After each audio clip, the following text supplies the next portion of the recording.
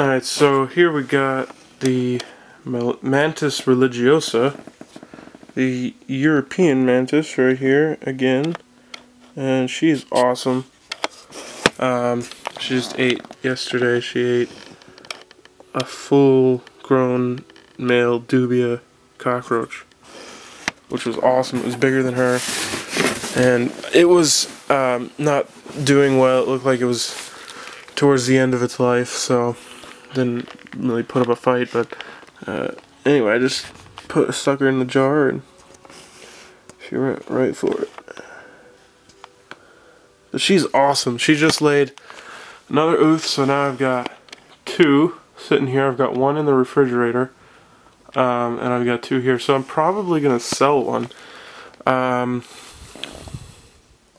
This is the newest one here. Sorry, it's not in focus. So, no. So anyway, there it is. And so I'm probably gonna sell it. I know they go for like 30 bucks, something like that. So, but what I'm gonna do is I'm actually gonna sell it in an incubator. So I'm gonna put it in one of these, probably one of these dram vial things. And so how you do that, I have a video up already on how, whoops, oh no. Alright, maybe I'll keep this one. I'll sell the other one. So what you do is you put a little string. I used guitar wire because I had it laying around and it seemed to work. So you just thread it through and at the very end, and then you hold it, you put it upside down, and then you put it through the top here. I'd poke a couple holes in there and just let it go. I actually poke more holes to get ventilation.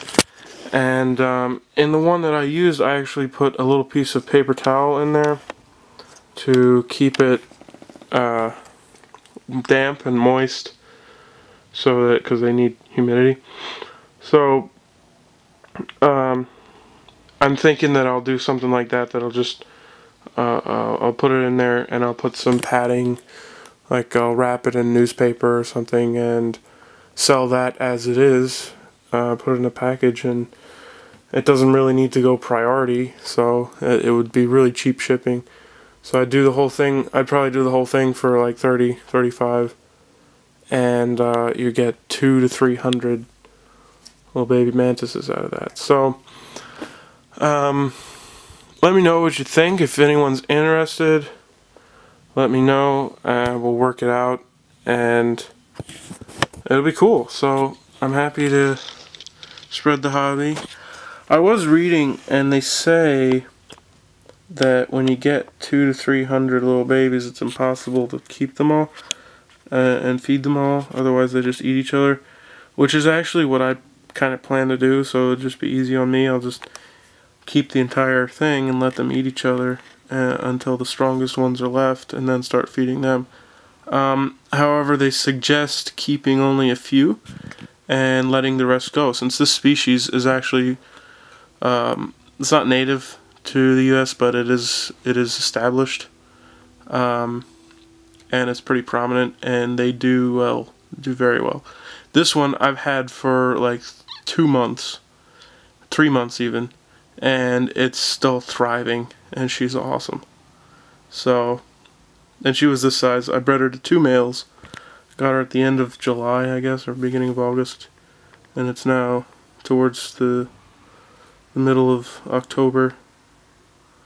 So, alright, so it's only been like 2 months. But I mean, she's not slowing down at all. She laid an egg sac yesterday, and so she keeps shooting them out. None of them are as big as the first one, but like these two are kind of the same size. So the one on the right was the less recent one, and the one on the left was the more recent one.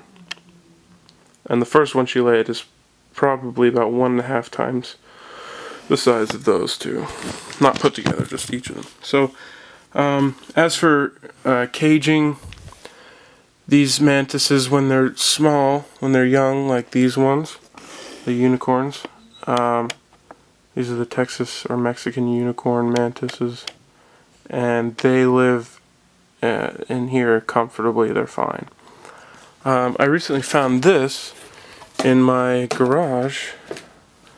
It's an old tortoise food thing. I had some tortoises given to me a while ago, and so I just had that laying around. I just found it while I was getting the fish tank. It was in one of the fish tanks.